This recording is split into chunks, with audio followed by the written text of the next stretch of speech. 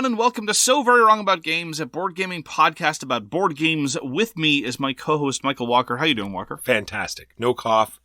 Full of health, Mark. We're ready to do this. Lies, many lies. I am your co-host, Mark Bigney, and I have to say, as you know, Walker, I'm not a particularly superstitious individual, but I am of a religious inclination, and I have to conclude that there's no other reasonable belief that the Eddas were right, and that the sun was swallowed by Fenrir, and that this is Ragnarok, and that any illumination we get is by the permissiveness of the divine wolf. So I'm waiting, I'm looking into it. I'm trying to figure out who I should be sacrificing things to. I mean, the end times are upon us. It's just a matter of time before the giants cross the Bifrost and destroy us all. But the sun is about to fall. It's all... Well, no, it's swallowed by a giant wolf, Walker. Come on. Sorry. Get with the program. Mark, it's called digestion. Revolution. It doesn't stay in there forever. It's on its way. So, this is a board gaming podcast about board games. We're going to talk about the game we reviewed last year, the as yet unnamed retrospective intro segment, the AYURIS. We're going to talk about the games we played last week. We're going to talk about the news and why it doesn't matter. And then our topic for this week is going to be What Brings You Back? Features about a game that keep you coming back for more. So, Walker, what did we review last year? Last year, we played a game called Space Station Phoenix, designed by Gabriel Cohn and put out by Rio Grande Games. This inverted one of the traditional Euro arcs of the genre, namely that as your infrastructure grows, so too does your options and the power with which you do things. It inverted that in that in Space Station Phoenix, what you do is you steadily dismantle your station, depriving yourself of the ability to do various things, and in the process do a lot of standard endgame scory stuff and you get some efficiency along the way. And my chief reaction to Space Station Phoenix was an interesting experiment, but one that one of those deviations that highlights the virtues of the original formula by its deviations.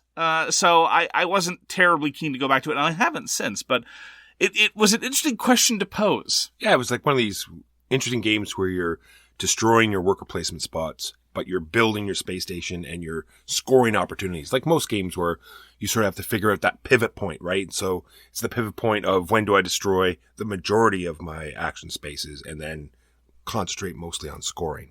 Right. And ultimately, it was those scoring conditions that further left me relatively unimpressed with Space Station Phoenix. They didn't strike me as especially interesting. It contributed to a fair amount of front-loading of information. You really had to take a look at what those expensive modules looked like and try to build towards it if you wanted to be competitive. So ultimately, not to my taste in that sense. And in the sense of, the end game getting progressively more and more focused, it didn't lead to a sense of development. It felt to me like a sense of devolution of the game state. But as I say, interesting experiment. I'm glad I tried it, but I'm not particularly inclined to go back to it. That being said, I specifically went to see if there's anything new coming out from the designer. Unfortunately, nothing's been announced, but I am good point. Actively looking to see what his next project's going to be. Good point. And that was Space Station Phoenix by Gabriel Cohn at Rio Grande Games. And now on to the games we played last week. Walker, what did you play last week? Mark, you finally got in Black Rose Wars Rebirth.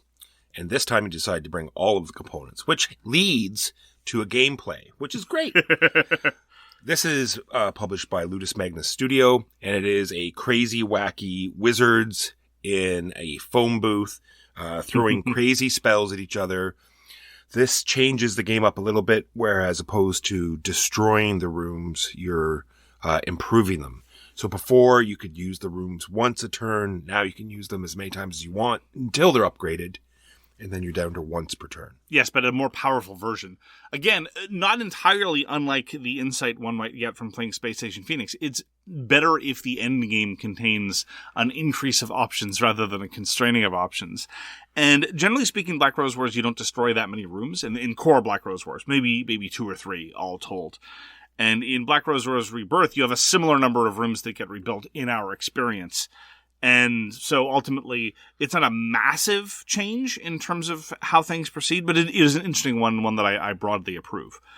The new schools of magic, because every Black Rose Wars game thus far has had a large quantity of available schools of magic, struck me as a bit of a mixed bag. What was your feeling about the new spells? Well, they're all very dark, and these latest playings have led me to believe that I really love all of the spells, but how they're introduced, I think, sort of bogs the game down. Because every turn you're drawing, first of all, you have to make a choice, because you get to draw from any of the decks that you want. And Every round, yeah. And then you're front-loaded with all this new information about these new cards, and then you have to decide which ones you're going to keep. And then and then right after that, you have to program your board. So it's a lot going on in that one section, and I think it really ties the game down. It's simultaneous play, at least. It is, but a game that moves so freely, that's really a sticking point for me. And that's fair. I don't mind so much because you're just getting this constant influx of cool toys, and that part I really appreciate. And the without the stunning spell variety, I don't think Black Rose Wars really works as a game very much. Because it's not the deepest thing in the world. The strategic horizons are relatively constrained. The reason why it's engaging is you get to pull a whole bunch of cool levers, and you get a whole bunch of cool new levers all the time. I agree with you that the new spells are kind of dark. You know, there's the School of Agony. There's the School of the Four Horsemen of the Apocalypse. So there's 4 different apocalyptic schools. There's the School of Hexes. It's very, very few sunny ones. There's Druidic Magic, which seems all nice and good, but then you turn into a bear and you start clawing people's faces off. Which I'm not complaining about, mind you. I'm just saying, it's still pretty dark. The part that I don't like about the new spells is as follows. They all introduce interesting new mechanisms, but too many of those mechanisms rely on specialization. The Oracular School, for example, has a whole bunch of effects that manipulate the current set of events. And the summon that the Oracular School uses is a Haruspex, which gets stronger the more events they are. So that's a cool little interaction and combo.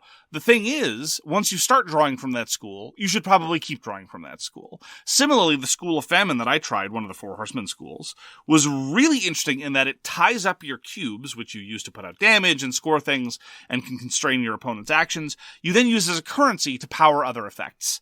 Well then, that encourages you to double down. Like first you generate the cubes, and then you start spending them as your currency to do the powered up effects. You're not encouraged to go get what it is that you want to do to benefit the current situation. You're more kind of encouraged to just double down on what you're already doing. Similarly, the School of Chaos works on its own principles, and unlike the original version, where there were over a dozen schools of magic, and you'd be like, okay, well, I really want to blast someone's face off. I'm going to get some destruction magic over here. It's like, oh, I'd really like to heal. I think I should take some magic over here. Here it was more like, oh, this is an interesting sub-mechanism. I guess this is one of the sub-mechanisms I'll be dealing with. Yeah, I like the even though the two of ours really played against each other, or at least yours played a lot worse against mine, it dealt mostly with the cubes, and you use the cubes in the game for all sorts of different things. You're passing them out to the opponents as damage, you're putting them on the board as building the rooms, you're putting them on minions and other things that go on the board, and you have a finite supply. So yours robbed me of my cubes, and the fact that mine needed so many cubes to run, it was one of these things where I had a constant management of my cubes. Yes, I will accept the word robbed. That is a legit explanation about what happened.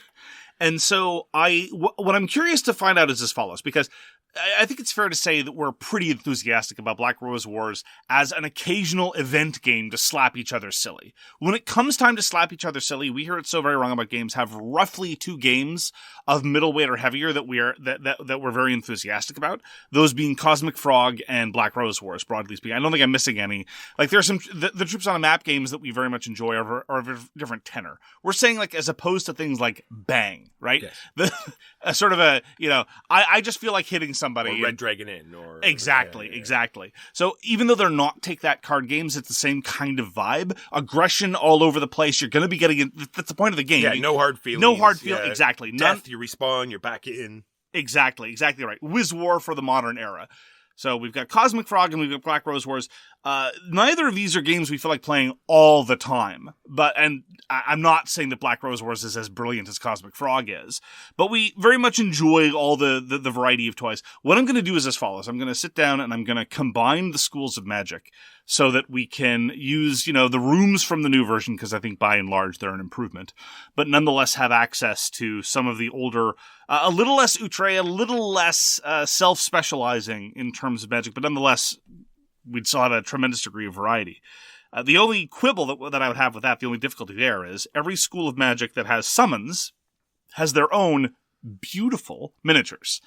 And so consolidating that's the biggest sort of You might have a deck of cards for your new school of magic. That's fine. That you can consolidate, no problem. But some schools of magic then have like 12 miniatures that are devoted to that school of magic. That's where the problem is. So I'm going to sit down and try to make a consolidated set for the next time we play. I'm very pleased with Black Rose Wars Rebirth. I got more or less what I wanted out of it.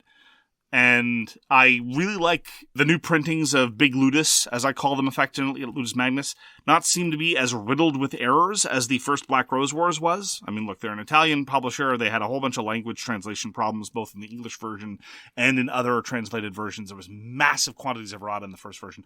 Rebirth seems to have avoided most of that.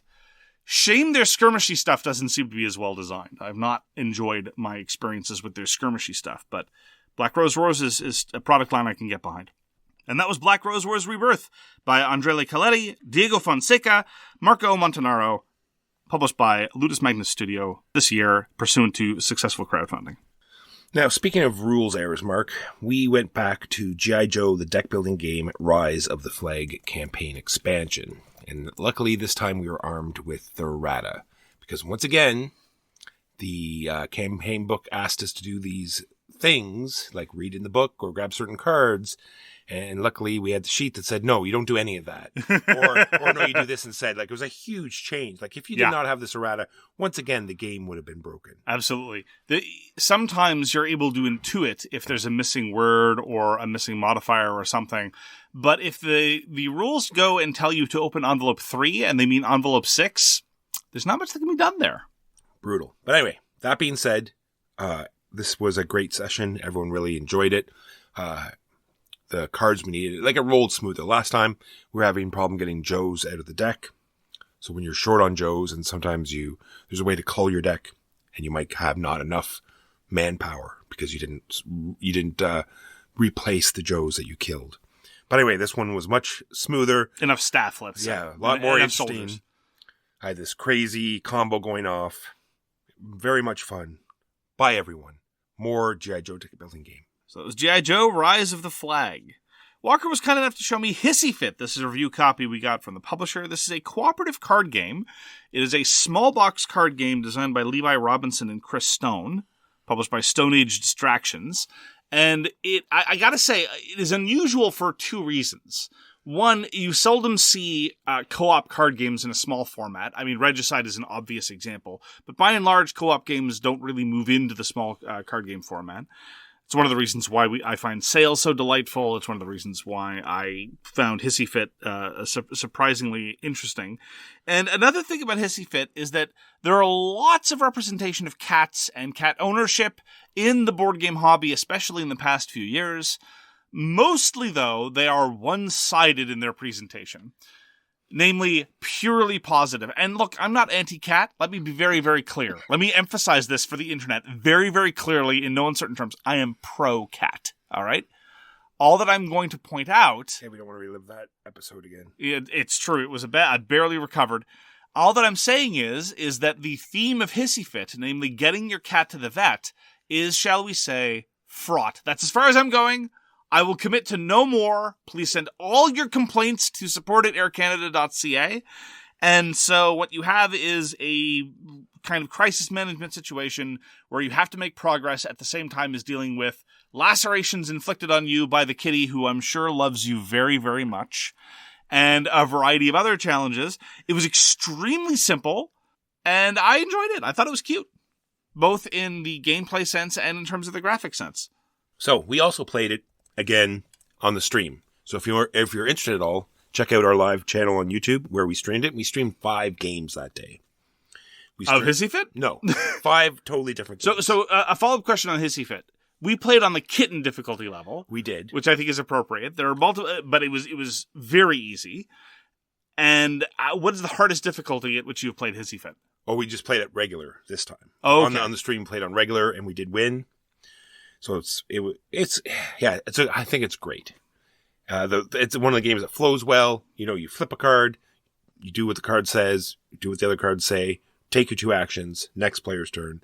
Even at 4, it went fairly quickly. It has a combo mechanism, which is, frivolous and not, frivolous. I mean, like, it's very powerful, but I mean, it's not constraining. It's very giving and lets you do things. Sure.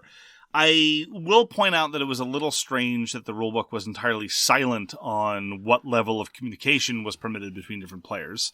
It's just a common thing one has in cooperative games, and in this case especially, you can chain off of similar icons. There are 3 different icons, and you play a card, you stipulate what the icon is, and you can chain off of that. And the rules are silent as to whether or not you can say, well, anyone else have any cards that they want to play in their turn? What icons do you need? I'll play that one. And we just assumed for our playing that you were allowed to say whatever you wanted to, because although I'm not going to assert generally as a thoroughgoing generalization that if a rulebook doesn't say you can't do it, you're allowed to do it. I don't believe that rulebooks can be broken down into purely permissive or purely exceptional. But in this particular case, my intuition was that by default you're allowed to say whatever you want. Agreed. And that's Hissy Fit. Also streamed Almost Innocent.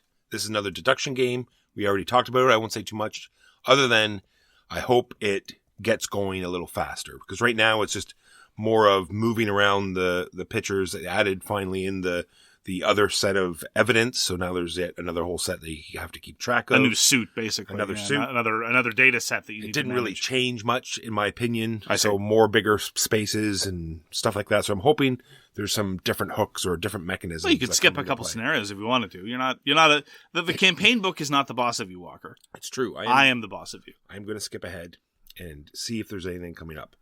Also stream L.L.A.M.A dice quickly. I'm not going to talk much about that. It's Reiner Knizia party type dice game. And, Warm Boy angered the Llama gods and paid the price. Oh, you do not take the Llama gods in it. Are they involved in the swallowing of the sun, too? He took them frivolously. He rid himself of llamas at every opportunity. Oh, you don't do that. And dissed the llamas at the same time. Yep, it was... I don't want to bring it down again. It was painful. Well, I hope he learned his lesson. It's true. We also played a review copy that we were given. This is a game called Matches. This is designed by Daniel McKinley and put out by Thing 12 Games, the company that sent us the review copy. And it's a very interesting card game where every turn there's a leader, and they look at their 10 cards. Everyone has 10 cards, and they play one of their cards out into the middle. And for the rest of that round, everyone is going to be trying to match that number. And there's 4 different ways you can do it. You can use a single card that matches it. You can use multiple cards in front of you that match it. You can use one of these burn cards, which is a wild card. Or you can play cards to the middle. And some of them are going to score points in different ways. So anytime you play a single card, it puts points in the middle. And that's going to go to whoever stays in the round the longest. Because every time it comes to you, you have to match that card or else you're out. Or playing cards in front of you. Either the single cards that put points in the middle, but also at the end of the round will get you points because you can play multiple cards that equal that number. And then when the round is over, you actually start making pairs, matches pairs, like 2 2s, 2 3s. Any cards that you put down in front of you will get you points personally. So very interesting mechanisms, different ways to get points, different ways to look at your hand. Like, am I going to play singles out and juice the middle for the person that stays in the longest? Or am I just going to, say I'm out early? And, you get a free point at the end if you're What about macerating the middle or pulping the middle? Pulping the middle, you could do that. Sure. There's also all sorts of crazy cards that you can add in. There's like modules, I guess you could say, that adds all these fancy cards that might be take that. I haven't had a chance to look at them. Maybe we'll go back to it. But so far, I love the decision space, especially if you're the leader. Looking at your hand, figuring out how you're going to play. Am I just going to go for cards in front of me, or am I going to try to stay in the round the longest? Anyway. What's the player count? It is 2 to 6. Matches 2 to 6. So Daniel McKinley also has a podcast. That's the podcast where I got the information about Unchained being reprinted. Sort of like when I'm done here, I'm sort of on, at 200%. And so I go up and they stream their podcast live as well. So I usually, listen to those guys and we chat about board games. It's a great experience. Their podcast is called the Everyday Board Games Podcast. And that was Matches. Finally, Mark, I got Fork to the table. So Fork is Fox, Owl, Rabbit, Kale. Now, it says it's a trick-taking game, but kind of a trick-taking game. So people put cards face down in turn order. Unless you're playing Kale, then you have to play it face up. Then everyone flips their cards up, and if anyone played a fox, they get to eat an owl or a rabbit. Unless 2 people played foxes or 3 foxes, any multiple foxes all cancel each other out. Single fox, eat an owl or a rabbit. Then an owl will eat a rabbit, if there's any left. And then a rabbit will eat kale, if any rabbits are left. Or any kale was played. All of these have to be done in suit, though. So if someone had to play off suit because they didn't have one, then you couldn't eat it. If it's being played face down, though, how do you know to follow suit? Because the leader will pick the suit. I see. And everyone will have to play. Everyone has to, try to play, if they have play that suit. So it's sort of a guessing game.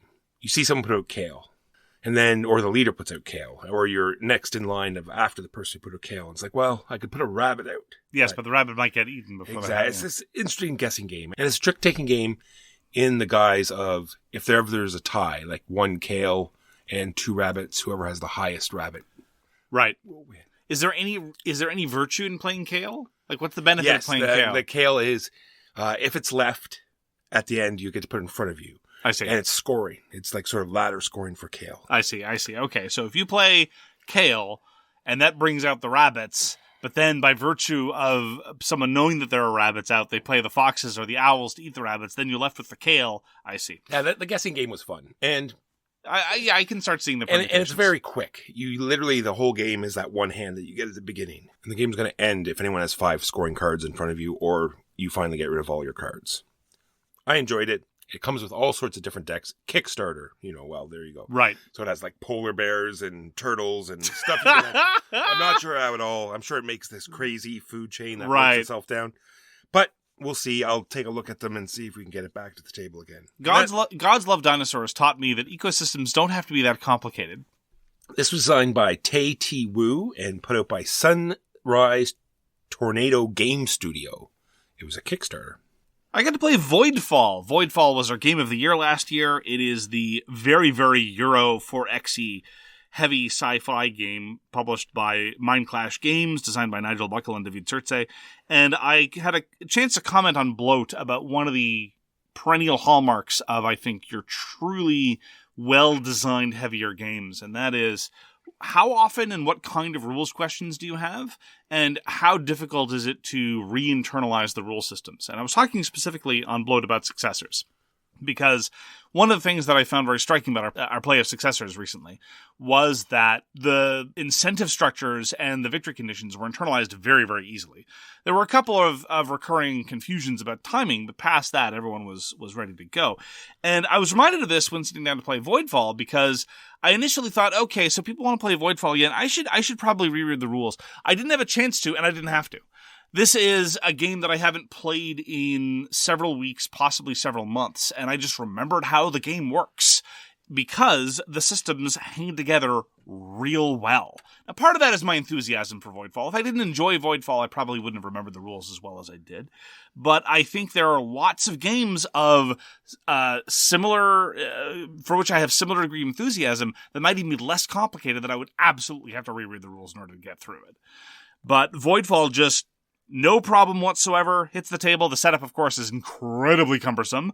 And the other players at the table, for whom this is only their possibly second or third play of Voidfall, don't have the same familiarity with either the systems or, of course, the daunting iconography. And, of course, I had to look up what various icons meant, but that's largely by virtue of the fact that there are all of these different kinds of victory condition cards that you can pull that reward all manner of different kinds of things. This one wants you to stockpile credits. This one wants you to be corrupt. This one wants you to have concentrated military force. This one wants you to have dispersed military force, etc., etc., etc., etc. On and on it goes. And so, yes, that part I would absolutely have to look up in the very well done glossary. And I think one thing that aids Voidfall for like bringing it back to the table and knowing it is the fact there's like sort of no common rules. There's not like everyone gets 10 cards or everyone starts with these 3 pieces. It's all to do with the faction you take. It'll tell you exactly what resources you start with, exactly what levels all your plants are at, and what units you get on the table. And so there's none of this, okay, well, how many cards do we start with? Or, you know what I mean? There's nothing you need to look up. It's all in the packet. Right. Do you have your packet? So we played the first half of a game of Voidfall. It is not the kind of thing that, if you can't set up in advance, is the thing that can easily fit into, a 2 to 3 hour game experience. So we played the first half. We're going to be finishing off the second half in the coming week. But with great enthusiasm, Voidfall remains my pick for Game of the Year 2023. And I was very glad to get it back to the table. That is by Nigel Buckle and David Tsirtse, published by Mind Clash Games. Lastly, for me, you were nice enough to show me Battle Crest. This is designed by, well, you have to look at some of the sets, because depending on what set you click on, they're going to have different designers. But the one I clicked on this time was Dustin Dobson and Milan Zikovic, and this is put out by Button Shy Games. And it is one of their like low card count type games. You make this sort of grid, city grid, or depending on which one you choose. And it's nice because the areas matter. It'll be a random spot where the shortcuts are or the abilities are, and you can sort of set up your turn so you can take advantage of the shortcuts and take advantage of the powers. And it also has this interesting sort of card system where you have 3 abilities in front of you, and you're going to exhaust them, and they're going to flip over, and then you're going to use the other side. But you don't have to use all of them, so you can sort of manipulate what ones are ready on a given turn. So you can make up whatever combos you want between those, quote unquote 6 cards. And I'm very much interested in sort of pursuing that. Mostly in my game, it was use all 3, flip all 3 over, use the other side, rinse and repeat. But I'm hoping that a few future plays and we'll get this mechanism down pat. One of the things that I appreciate about this system, because in addition to that dynamic that you're talking about, as cards are committed, this reduces the available options you have on your turn. It also reduces your movement rate, but it juices all, as you would say, or perhaps mulches, or perhaps macerates. Fillets, okay. Your other actions, because many actions key off of a certain number of icons that you have primed. Well, sometimes you have icons primed just because, but mostly you prime icons by having committed action cards. And so choosing when to refresh your action cards and thereby uncommitting all those cards and losing all those icons is part and parcel of making clever combos in the context of Battle Crest. And all of this is just in a very simple card setup. And I'm glad you enjoyed it. I really enjoy Battle Crest. I think it's exceptionally clever. The terrain modifiers are sufficiently consequential that it does something that a lot of skirmish games forget to do, which is they need to give you a reason to move. They need to give you a reason to engage and move around, and so that there's some dynamism, and so that movement actually matters. So many skirmish games by major companies, by small companies, independent designers, you name it, are like, oh, well, this character it's weaker, but is faster. It's like, okay, does that matter?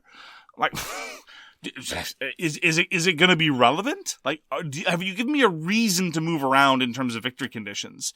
Because at the end of the day, there are a lot of very successful combat games that just reduce to scrums, and some of those I enjoy occasionally. But Battle Crest remains pretty dynamic by virtue of not just how your ability cards are cycling, but also looking at the map and realizing what map benefits you can exploit and when you then exploit them, the map cards flip. So that actually is the variety that I enjoy most. There's tons of different characters for Battle Crest, but it's actually the different maps that I think are super interesting. And even then they get set up semi-randomly over the course of a given playing. So Battle Crest, I think, is a really interesting game system, and it's been supported very heavily by Button Shy, and I approve of that. Tons of characters, a couple maps available, but I'm hoping there's going to be more soon. It's probably my favorite Button Shy offering, and it's probably my favorite minimalistic card offering, setting aside things like Regicide, which is minimalistic in a different context, but I think it's exceptionally well done. That is Battle Crest. We played the Metron-based game by Dustin Dobson and Milan Zivkovic. Finally, we played the third of the Omen games, Omen Whispers of the Muse. So this is the relaunching of the Omen series. We've talked about the previous 2 games in previous weeks. This is a review copy we got from the publisher. And I'd have to say 2 things about Whispers of the Muse. Number 1, I enjoyed it. It is still very much of the Claudius oeuvre of here's a whole bunch of unique cards, and a whole bunch of wild combos are going to get triggered. But of the 3 Omen games, it was probably my least favorite, because the specific hook of the Whispers of the Muse cards is that many of them trigger off of you having a large quantity of units on your side of a given battle. And so what it's encouraging you to do is more or less the opposite of what I really appreciated of the second set. Namely, it encourages you just to pile in to a given city, and at that point, either you're going to resolve it at the end of your turn, or it's just a big indication your opponent's like, well, that one's done. I guess I'll go somewhere else. Why waste effort? Exactly. Yeah, it was like the other ones were very back and forth. Precisely. In some of the cities, this one was, like you said, save up a whole bunch of money and dump everything in, because all the special abilities need 4 more in that area and 4 more Well, take not the city anyway. Not all and not need, No, but yes, a you're lot. heavily incentivized to. Yes. Absolutely, absolutely. So I still very much enjoyed it. John Cloudis is a fascinating designer, and the way he does asymmetric cards and a whole bunch of unique card effects in a small deck is very impressive. But as far as a showcase of the Omen system, I don't think that Whispers of the Muse played to my preferences. And I think I would be more inclined to go back to either the first or the second set when playing Omen again. But it's been really interesting to see the same core rules iterate over different unique decks, which is exactly what the Omen series has been building towards. So I very much appreciated seeing that. Yeah, I don't think we've talked about it, but we might have, because we've talked about this 3 times now. But when you taking the city is what you want to do to get victory points.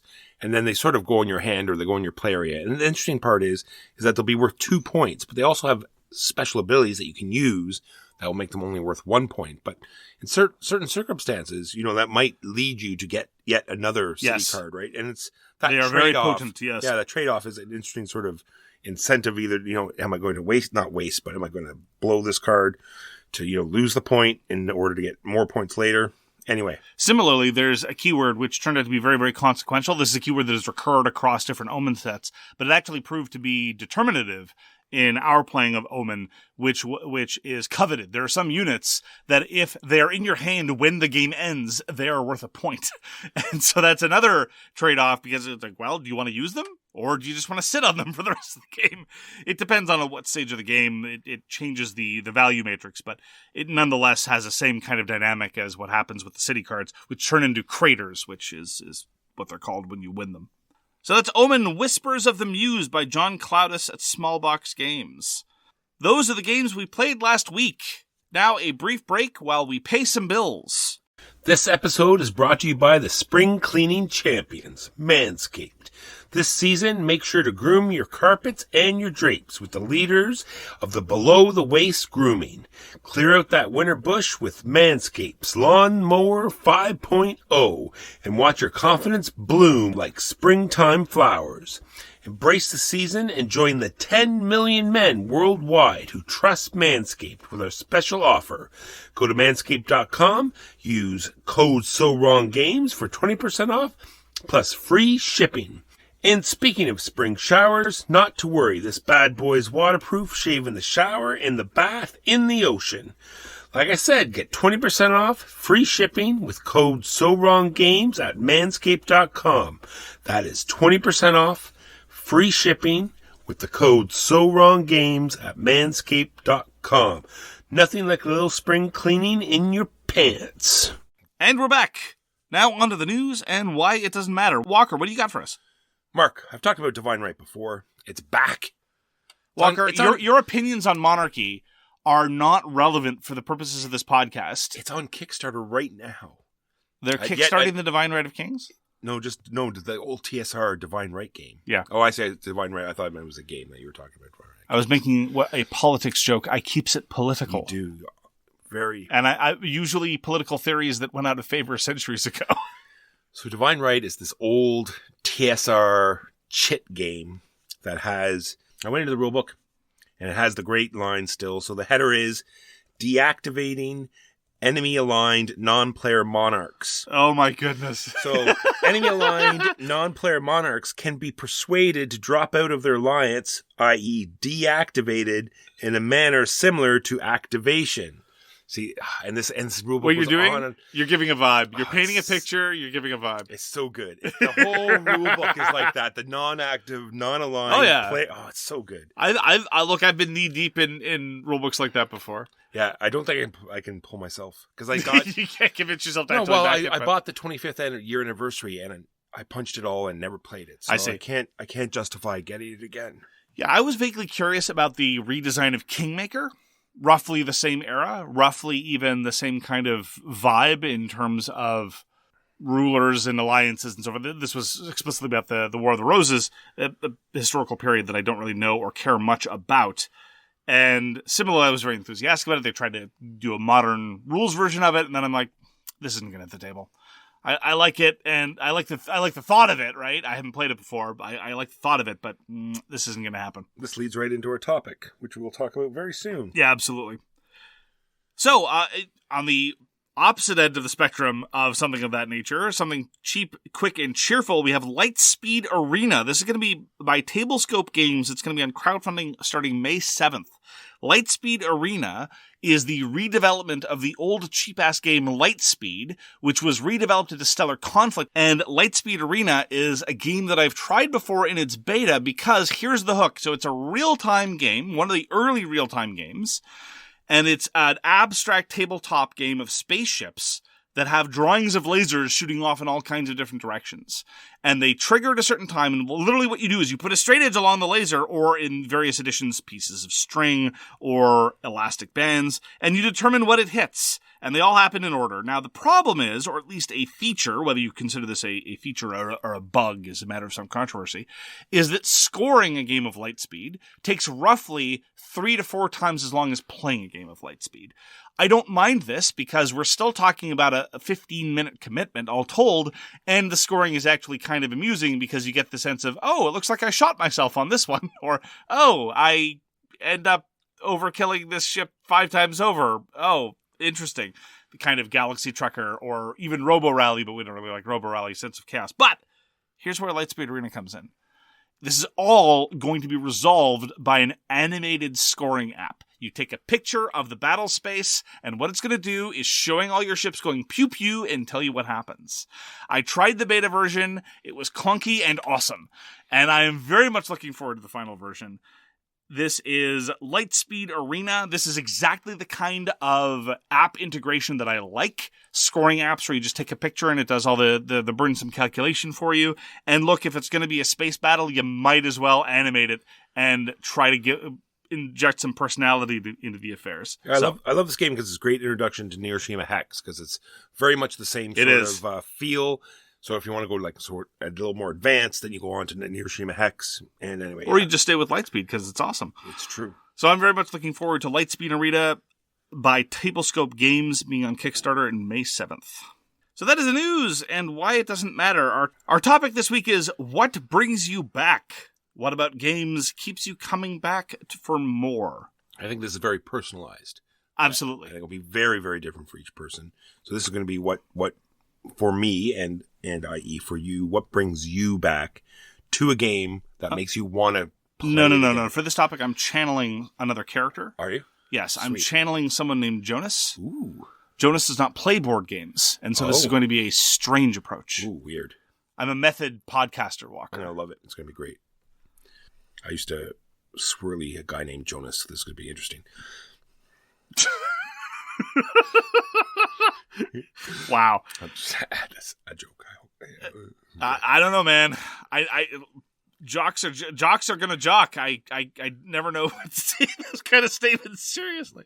So Walker, what are some of the things that bring you back? Well, I put it on the very beginning, Mark, because I say it all the time on the show, and I think it's pretty well the main thing that gets me a game, makes me want to play a game again, and or introduce it to people, and that is the flow. And that is a game that just keeps moving, that there's no downtime, that keeps people interested and focused on the table. Games like Whale Riders, we played L.L.A.M.A recently, and Raising Robots recently. These are games that have like almost zero downtime, that keep you interacted in the game, has interesting things going on your board that, so you can plan out your next turn, you're ready to go, quick actions, and you're on to the next. I would not put Raising Robots in that same category, but yes, I respect the fact that flow is very important. I agree entirely. If the salient thing that you remember of a game, even if it was very, very good, was that it was clunky and procedural, even if the procedural elements are really well done, that could be a barrier to returning or definitely sapping of enthusiasm, independently of overall quality. I will often take a poorly done game with good flow over a well-done game with bad flow. Next up, I have the puzzle is fun. So a lot of these heavy Euros have intricate combos that can go off, and figuring out, and not necessarily, the most optimistic or, great point generating thing, but just making the gears move and doing something interesting. Things like Bus, Darwin's Journey. These are games that I enjoy, like thinking ahead, saying, well, if he goes there, then I can do this. And as long as I do this first and then come back with this later next turn and force him. If I put 2 buildings over here, that'll force him to put buildings over here. And, with it has interesting puzzles like that, it's fun to play. Yeah, that doesn't really... Yes, it often makes it fun to play, but that doesn't often keep me coming back. I tend to value more dynamism. If I remember, not so much that I had a good time trying to puzzle out whether to put, one of the following 5 factors first for maximum efficiency. I will tend to be much more inclined to go back for repeat plays if I had a broader sense of dynamism, being able to react to what my opponents were doing, to be able to react to an evolving and shifting game state of something, whether it's something like even as silly as Black Rose Wars, where there's constantly new stuff entering the system and I have to react to what's going on, whether it's even those slightly more chaotic games, whether it's something like Cosmic Frog or Senji or anything of that note. Efficiency puzzles I really like playing, and so I very much enjoy efficiency puzzles, but they don't tend to have that sort of moorishness, to borrow a strange food term, that keeps me coming back. But I completely understand that it does for you. Next up, I have for co-ops where the difficulty is keyed in properly. So things like Pandemic and Uprising the Last Emperor, and I can go on and on about co-ops that we enjoy or that I enjoy. If co-ops are too easy or too hard, then you just tend not to get them back. Siege of Rundar is another one that the difficulty is just where it needs to be, just that hard that you need that extra luck to win. Yeah, I have a great deal of latitude in terms of how the difficulty can be dialed in, but I absolutely agree that if you're absolutely crushed, some people, that makes them want to come back. I think that's closer to how I feel. If I play a co-op and I have a sense of what I could have done differently, if I get completely stomped on and I'm like, I have no idea how that could have changed, then that's not going to get me coming back. That's one of the reasons actually why I don't feel a need to go back to Uprising, Curse of the Last Emperor, because, I was stomped because the dice told me to go pound sand. And so I wasn't particularly inclined to go back to that. But if it's very difficult and I'm like, oh, I see what I could have done differently next time. Yeah, roll better. Okay. Yeah, sorry. Get good. I apologize. I keep forgetting. I need to get good, and then I should L2P nub. You're right. It's See, now you got it. I don't understand. I tattooed on. Anyway. Are there some features of a negative play experience that might make you more inclined to come back than others? Because I find it most fascinating to reflect on the games that I didn't like but want to play again, as opposed to the games that I did like and do. Say if we got a rule wrong. Yep. Definitely want to go back and try it again. That is absolutely something I've got here. Whether you're a reviewer or not, even before we were certainly now that we're reviewers, we feel an obligation to go back if we got rules wrong. But even before that, if we play a game and we later found out that we got a significant rule wrong, we're like, oh, well, let's try that again and see what the game's actually like. Yes. If I made a big mistake, like say if I, used all of my embassies as scoring opportunities instead of leaving them, out on the planets. Mentioning no recent plays at all? Not at all. No, none. Makes me want to go back. It's like, why did I do that? I totally, botched half of my game by doing that. I need next time I play, let's not, handcuff myself like that and try it again. I'm often inclined to come back. I realize this is entirely rank conservatism. But if a board game has an excellent pedigree, usually in terms of a designer whose works I've found excellent in the past, and I play something of theirs and it doesn't seem to be very good, I'm like, well, I'm willing to give them the benefit of the doubt. Let's try this again and see if something happens. I don't know how much I'd be willing to defend that, but that is absolutely a response I have. And somewhat relatedly, if my first overwhelming reaction to a game is that it was weird, not necessarily good or bad, but really strange, we've played so many games by this point. It's very seldom that we have a game, good, bad, or indifferent, where it's like, this is very different from everything else we play. And so if my first experience of playing it was that reaction, I'm inclined to try it again, whether I enjoyed it or not. Or maybe if someone had a very adverse reaction to the game or was not enjoying it and sort of brought the tempo of the game down or something and sort of influenced my playing of the game. Like I didn't enjoy it as much because I noticed how this person was not liking it at all. Maybe I'd want to play it again, either without that person or... Oh, the desire to try it with a different group. Yeah. Yeah, I see. Yeah, fair enough. Yeah, I generally have a desire to play games with different groups because it's more fun to play games when you're not at the table. Yikes. You walked into that one, Walker. That was entirely your fault. Next up, mark I have the theme is implemented well, and it's a joy to interact, and it's got charm. Talking about games, I have this game called Chronicles of Vale, where you get to color in your little adventurer, and you go out and you adventure, and you actually, it has like a wooden template, and all your items have to fit in your backpack just right, or else you don't get to take them. Very charming. Titan, that giant, crazy mining game. Yep. It's not a terrible game, I don't think. I do enjoy the actual game. Oh, it's well done, I think. But the fact that you get to click in your pipes, and it's got this giant 3D thing, and it's just like an event, and it's very fun to manipulate the pieces. That is related to what I have here, which is not so much about theme, but toy factor. If there's a very high, I'm shallow enough, but I'm certainly transparent enough to admit it, that if there's a very big toy factor, if it's got a great tactile experience, and both of the games you mentioned have a very strong toy factor. Like, for example, this is true of yours as well. One of the reasons why we remember to bring games like Anachrony out every year after year is because we remember the great mechs. Like, it's also a great game, but if it were just a great game and didn't also have great mechs into which you could slot workers, it would probably not be foremost in our minds in the same way that it is. And so, if at all possible, it's great to have solid toy factor.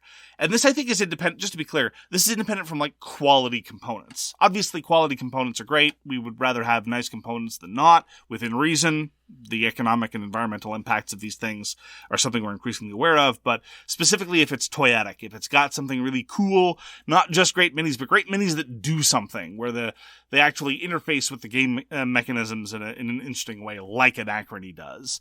Whether it's those sort of abstract spatial representations that are done with playing with crayons in the Chronicles game, whether it's literally this giant plastic basin that you snap pieces in Titan, things like that. Another reason for me is it's enjoyed by everyone. And it can be two ways. It can be a terrible game that's enjoyed by everyone. Mm-hmm. I shouldn't say terrible, because my example is Sentinels of the Multiverse. It's just a game that shouldn't work, right? But we all love it so much that we get it back to the table. Or 51st State, a game that's just good, that everyone just loves to play and just hits the table because people like it so much. Yeah, that's true. Come to think of it, this also is independent of specifically our enthusiasm for it, because we so often are the ones suggesting and bringing new games, and we are very, very open in various ways to a lot of the people, particularly people like Dewey and Louie. It's like, look, if you like something, tell us, and we'll keep playing it. And they so seldom express any positive enthusiasm for a specific game. They're enthusiastic about games and they like to play games, but seldom is the case like, yeah, that one, let's do that one again. Because we're more than happy to be like, oh, you like, oh, great, I only thought it was mediocre, but let's play that all the time now. Yeah, for sure. Yeah. I forgot to mention some things when you said when a game is just weird. I should have brought this up. When it does something no other game does. Same sort of thing. Weird. I have Procyon Third, that sort of... Procyon the Third? Procyon the Third is so weird and different than every other game. I'd get that at the table anytime. And another game that I really liked that I had to repurchase, Corrosion. It does this really weird sort of wheel moving around of all your actions. Anyway, very interesting game. Well, Procyon 3, The Defense of Procyon 3 by David Turtze, is one of the things that I have here, which is heavy asymmetry. There's a certain feature to, usually it has to be done well. I don't think Procyon 3 did it very well, but there's a certain feature of, I really liked that faction, now I want to see how the other factions work. This is the root factor, right? If it's exceptionally well done, then usually I'm pulled in multiple directions where it's like, I really want to play that same faction again because they were cool, and I want to see all the other factions at the same time. This is also one of the reasons why I'm constantly thinking about Guards of Atlantis. Because all the Guards of Atlantis characters work so differently from each other, and every time you sit down to play, you're learning new things about both the game state in general and how it interfaces with the specific cast that's there. And so it's not just that there are new experiences every time, because every decent game has new experiences all the time. But if it's particularly, and this is, I think, the difference between, it's a different game all the time. It's like sometimes you get 2 points per radish at the end of the game. Sometimes you get 2 points per turnip at the end of the game. It's like, great. That's great. Whatever. But specifically the ones that cause the game state to evolve in different ways. Those are the ones that I find fascinating. That was very much when Cry Havoc first came out. Is like you definitely want to try you want to play the different factions. Well, Cry Havoc was that's another kind of negative experience where I kept coming back. I played a lot of games that I ultimately decided that I didn't very much enjoy, but I kept coming back for the same reason. This applied to Cry Havoc. It also applied to Inish by Christian Martinez, which was a sort of, that was kind of strange. Again, a little bit, not even just novel, but that led to strange dynamics. Am I getting this right? Or am I just playing this wrong? I need to play this a bunch more times, even if I'm not particularly jazzed about it, to try to figure it out, just for my own satisfaction. And so, again, there are some games, even though I don't enjoy them, that I constantly get pulled back just to see if just to see the design work, frankly. When you get an expansion for a game, you get back to the table. It's true. It's almost like we have this delusion that the more we spend, the more game time we're going to have. It makes the game that much better. It's a 1-for-1 ratio per dollar you spend. Is that how it works? If it has a campaign system and you start it, you tend to want to get back to the table more. Not me anymore. Not me anymore. Yeah. In theory, yes. I mean, that was absolutely the case for Chip III in our playings of My Island, right? And I completely understand. That's how for most people, a campaign structure is great. It's an excuse to keep going. And for us, it's quite the opposite. Like, no. All right. Next up, we have nostalgia. Nostalgia gets stuff back to the table. Games like Rebellion, like Master of the Universe. Stuff that, brings back the member berries. Makes you want to sort of get it to the table and try to relive that experience. But it doesn't bring you back, though. Gets you there the first time. It gets you there the first time. That, I think, is fundamentally different. Like, because what'll get something to the table? Absolutely, a theme. We'll happily play any piece of trash once, right? Like, we can read the rules and be like, I know this is going to be bad. Let's buckle up. But to get us back, I mean, no one suggested Master of the Universe again, not even you. So I'm going to quibble with it. True. But when games are good, sometimes too, like I will play the campaign for Star Wars at any time. Imperial Assault. Fantastic game. I've already sort of said, the toy factor, but just the sort of tactile, or they're just fun to manipulate, like Dwellings of Eldervale, Endless Winter, Wonderland's War. You have the heavy chips, just the overall sort of feel, the table presence, the overall sort of event feel of the game. You don't like any of those games except for Wonderland's War. It's true. But that is why I still have those particular games in my collection. And even Wonderland's War, I don't really feel like the components are very, very nice. But to my mind, it's not the kind of component that keeps me bringing back. They're not toyetic. They're quality. They're well done, satisfying. The deluxe version has heavy chips instead of just cardboard tokens. You have the deluxe version. I enjoy interacting with them. But it's not quite that same thing. It's not like these are two very different games, very different. It's not like the toy factor of something like HeroScape, not like the toy factor of something like Anachrony, not even kind of the toy factor of something like Paint the Roses. See, Paint the Roses, you get to fit those lovely bakelite tiles into the double layer board, and all just fits there neatly. That's the feel I'm talking about. Yeah, absolutely. Like Wonderland's War, by contrast, again, I'm happy to play Wonderland's War, but it doesn't have that same magnetic pull based on the components. I've got these lovely minis and these lovely custom meeples, but it's like, oh, okay, I just placed them on an area on the board. Not toyetic. True. Awesome. Great components. They had the opportunity to make those, double layered boards, but I don't know why they didn't. I agree with you. I agree your characterization. Let's contact the publishers. Walker thinks that their components were missed opportunities, utterly deficient, 1 out of 10. Exactly so. Yep. One more point. Have I characterized your view of Wonderland's War accurately? Trash, hot garbage. Are they going to put that on the box? I hope so. Yeah, they should. It's fantastic. Yeah, it is. Anyway, last point. The game is good in a different way, customizable. So what I mean by that is you sort of you either have a player mat, say like, a Hansa Teutonica, you could have, taken stuff off your board and different, or Crusaders, you get to manipulate and build your sort of pie chart. Caverna, you get different buildings every time you play. Something that lets you build your whole experience different every time you play. Yeah, that I think is increasingly common and increasingly standard across games. And that's one of the reasons why I emphasize it has to be a true level of asymmetry to really want me to keep coming back. Because when I think of something like Agricola, I'm actually going to be playing Agricola soon with someone not you. It's probably going to be fun as a consequence. There's always variety in a game of Agricola, but it doesn't quite have that same sense of wild asymmetry that it did 10 years ago. Which is not to say that it's aged badly. It's just the thing that exerts the magnetic pull to me, again, is that kind of radical root level asymmetry when done well. It's almost like the bar is shifted in terms of what exerts a magnetic pull. The final thing I'd like to point out in terms of something that keeps bringing me back to a game is if it has a satisfying arc, an identifiable beginning, middle, and end. And sometimes you need a longer game for this to work, but sometimes you don't. There's an identifiable sense of progress in terms of how you're going through the course of the game. And let me just give one very strange example to illustrate my point. Charioteer. One of the reasons why Charioteer is so satisfying is despite the fact that it's roughly only an hour long, which is wild and an appropriate length for a race game, you nonetheless have a sense of development because the skill system in Charioteer is so simple, but it leads to a gradual snowballing of movement. And so you really do feel like there's an arc. And even within the easily identifiable, early, mid to late game, there's also further texture in terms of what turns are. It's like, okay, well, we're heading into the corner. Things are going to feel a little bit different now. And those elements, and I guess that's what it redounds to. It's about texture, right? If a game has got a good arc, if it develops, if it breathes, then it's really not going to feel like the same thing over and over. And even if it's brilliant, if it's the same thing over and over, I'm probably going to get tired of it. So I really appreciate it if there can be a sense of development in that way.